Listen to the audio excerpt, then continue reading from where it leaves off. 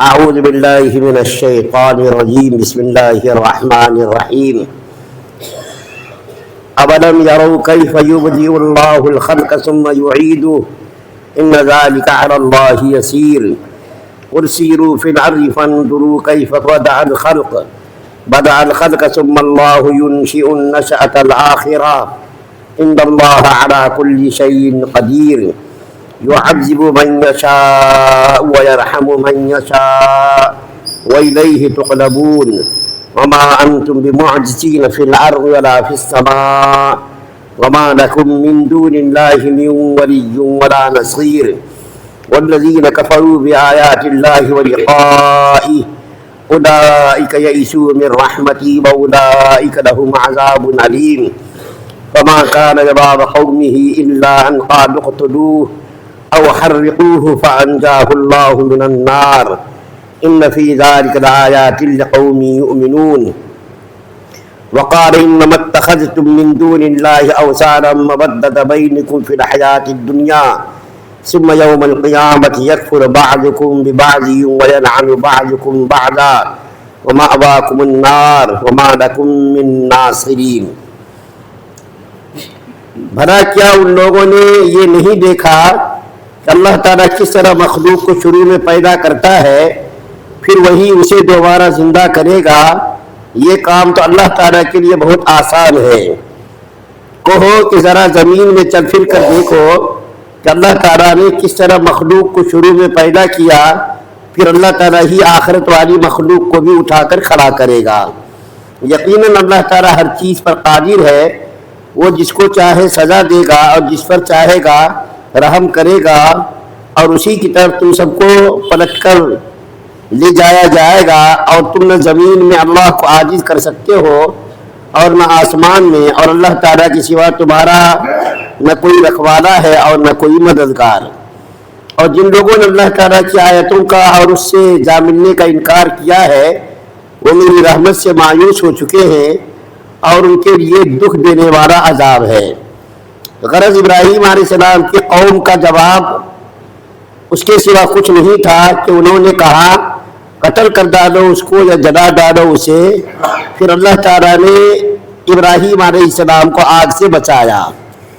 یقیناً اس واقعے میں ان لوگوں کے لیے بڑی عبرتیں ہیں جو ایمان لاتے ہیں، اور ابراہیم علیہ السلام نے یہ بھی کہا کہ تم نے اللہ کو چھوڑ کر بتوں کو خدا مانا ہوا ہے، جس کے ذریعے دنیاوی زندگی میں تمہاری آپس کی دوستی قائم ہے، پھر قیامت کے دن تم ایک دوسرے کا انکار کرو گے اور دوسرے پر لعنت بھیجو گے، اور تمہارا ٹھکانہ جہنم ہوگا، اور تمہیں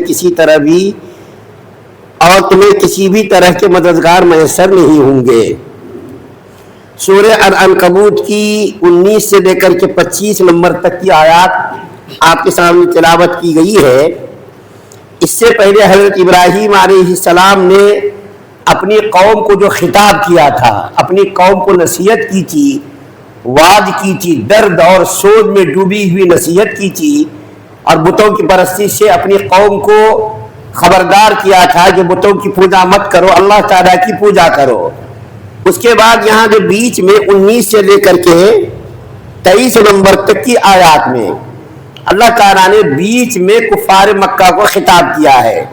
پہلے تو ابراہیم علیہ السلام کی وہ دل پذیر تقریر اور درد میں ڈوبی ہوئی تقریر بیان کیا تھا۔ اس کے بعد 19 سے لے کر کے 23 نمبر تک کی آیات میں اللہ تعالیٰ نے کفار کو، مشرکین کو بیان کر کے اس کے بعد 2 آیتوں میں پھر ابراہیم علیہ السلام کی تقریر اور ان کا حال بیان کیا ہے۔ کفار مکہ کا اور مشرکین کا حال بیان کرتے ہوئے ان کو خبردار کیا، کیونکہ اسی مجلس میں کئی مرتبہ یہ بات آ چکی ہے، جتنی مکی صورتیں ہیں ان تمام مکی صورتوں میں 3 مضمون پر اللہ تعالیٰ نے بڑا زور دیا ہے اور بڑی شدت کے ساتھ ان 3 مضامین کو بیان کیا ہے۔ ایک توحید، دوسری چیز رسالت، اور تیسری چیز آخرت۔ کفار مکہ اللہ کی ذات کے تعلق سے تو یقین رکھتے تھے کہ اللہ تعالیٰ نے کائنات کو وجود بخشا ہے، انسان کو پیدا کیا ہے، اس کو تو مانتے تھے، لیکن رسالت کو اور آخرت کو نہیں مانتے تھے۔ تو اللہ تعالیٰ نے ان آیات میں ان کفار و مشرکین کے اس عقیدہ بد کو بیان کیا ہے کہ وہ لوگ آخرت کو نہیں مانتے تھے. اللہ تعالیٰ بیان فرما رہے ہیں کہ تمہارا جو یہ عقیدہ ہے کہ اللہ تعالیٰ پہلی مرتبہ تو پیدا کرنے پر قادر ہے، دوسری مرتبہ پیدا کیسا کرے گا؟ ان کو اس بات پر تعجب ہوتا تھا، حیرت ہوتی تھی.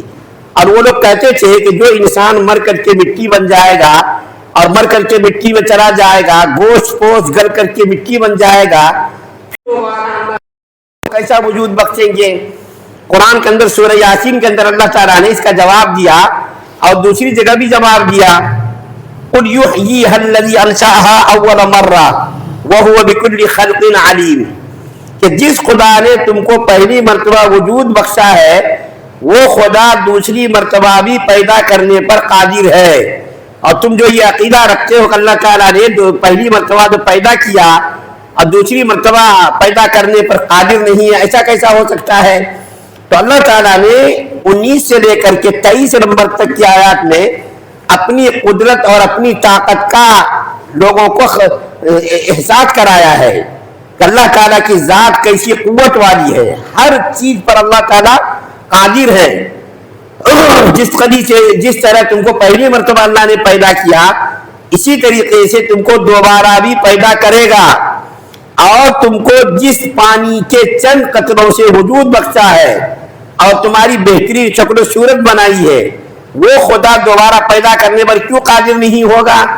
پیدا کرنا تو پہلی مرتبہ ہی تعجب خیز ہے، دوسری مرتبہ جب نمونہ بن گیا تو پیدا کرنا کوئی مشکل کام نہیں ہے. تو اللہ تعالیٰ کے لیے پہلی مرتبہ پیدا کرنا دوسری مرتبہ پیدا کرنا کوئی مسئلہ نہیں ہے. اللہ تعالیٰ پیدا کرنے پر پہلی مرتبہ بھی قادر ہے اور دوسری مرتبہ بھی اللہ تعالیٰ قادر ہے. تو اللہ تعالیٰ نے کفار کو مشرکین کو خبردار کیا کہ تم جو سوچتے ہو کہ اللہ تعالیٰ قادر نہیں ہے، یہ تمہارا عقیدہ بالکل غلط ہے. اللہ تعالیٰ تم کو آخرت میں ضرور بھی ضرور جمع کرے گا اور تمہارے کیے ہوئے اعمال کا اور تمہارے کیے ہوئے کارناموں کا بدلہ دے گا، سزا دے گا. اس کے بعد جو آخری 2 آیات پڑھی گئی سورہ العنکبوت کی 24 اور 25، ان دونوں آیات میں اللہ تعالیٰ نے ابراہیم علیہ السلام کے حال کو بیان کیا ہے کہ جب ابراہیم علیہ السلام نے اپنی قوم کو وعظ و نصیحت کی، یہاں تک کہ حضرت ابراہیم علیہ السلام نے جب بتوں کو توڑا، جیسا کہ سورہ انبیاء میں 17ویں پارے کی آیات میں اللہ نے اس واقعے کو پوری تفصیل سے بیان کیا. اور الحمدللہ اسی مجلس میں ابراہیم علیہ السلام کے واقعات کو پہلے بھی بیان کیا جا چکا ہے.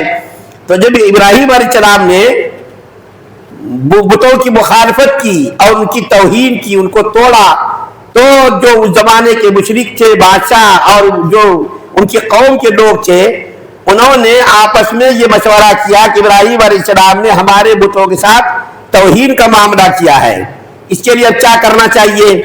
تو بعض لوگوں نے کہہ دیا کہ قالوا حرقوه وانصروا آلهتكم ان کنتم فاعلین، کہ اگر تم اپنے معبودان باطلہ کی مدد کرنا چاہتے ہو تو ابراہیم علیہ السلام کو جلا ڈالو. چنانچہ تمام کے تمام لوگ اس بات پر متفق ہو گئے. جلانے کی تیاریاں کی گئی، لکڑی جمع کی گئی اور لکڑی جمع کر کے آگ لگائی گئی. آگ کا شعلہ جب بالکل آسمان سے بات کرنے لگا اور آگ جب دہکنے لگی تو ان بدبختوں نے، بے رحم ظالموں نے ابراہیم علیہ السلام کو اس آگ کے اندر ڈال دیا. لیکن اللہ تعالیٰ نے اپنی قدرت سے ابراہیم علیہ السلام کے لیے اس آگ کو گلے گلزار بنا دیا. وہ آگ ابراہیم علیہ السلام کے لیے باغ و بہار بن گئی اور ابراہیم علیہ السلام کا ذرہ برابر بھی کوئی نقصان نہیں ہوا، ایک بار بھی بیکار نہیں ہوا. اور کئی دنوں تک ابراہیم علیہ السلام اس آگ کے اندر مسکراتے رہے، خوشی کے ساتھ رہے، کوئی نقصان نہیں ہوا. تو 24 نمبر کی آیت میں بھی اللہ تعالیٰ نے ان لوگوں کا حال بیان کیا ہے کہ ابراہیم علیہ السلام کے بارے میں ان لوگوں نے یہ پلان بنایا، اسکیم بنائی کہ ابراہیم علیہ السلام کو یا تو قتل کر دو یا تو اس کو آگ میں جلا دو. چنانچہ آگ میں جلانے کی اسکیم ان کی تیار ہو گئی اور ابراہیم علیہ السلام کو ڈالا بھی گیا. لیکن اللہ تعالیٰ نے اپنی قدرت سے اس آگ کو باغ و بہار بنا دیا، جس کو قرآن کے اندر سورہ انبیاء کے اندر بیان کیا گیا. قلنا یا نار کونی بردا وسلاما علی ابراہیم، کہ ابراہیم علیہ السلام کے لیے اے آگ تو ٹھنڈی ہو جا برد و سلامتی کے ساتھ. چنانچہ وہ آگ ٹھنڈی ہو گئی. اس کے بعد جو آخری آیت 25 نمبر کی آیت پڑھی گئی ہے اس آیت کے اندر ابراہیم علیہ السلام کی نصیحت اور خطاب بیان کیا گیا. کیا نصیحت بیان کی گئی ہے؟ کہ اللہ تعالیٰ نے اس زمانے کے مشرکوں سے جو ابراہیم علیہ السلام نے خطاب کیا اس کو بیان کیا. کیا بیان کیا؟ دنیا کے اندر تم لوگ تو آپس میں ایک دوسرے کے یار غار بنے ہوئے، دوست بنے ہوئے، جگری دوست بنے ہوئے ہو اور ایک دوسرے کے مددگار بنے ہوئے ہو، بت پرستی کے اندر ایک دوسرے کا تعاون کر رہے. لیکن وہی قیامت کے دن دوستی دشمنی میں بدل جائے گی.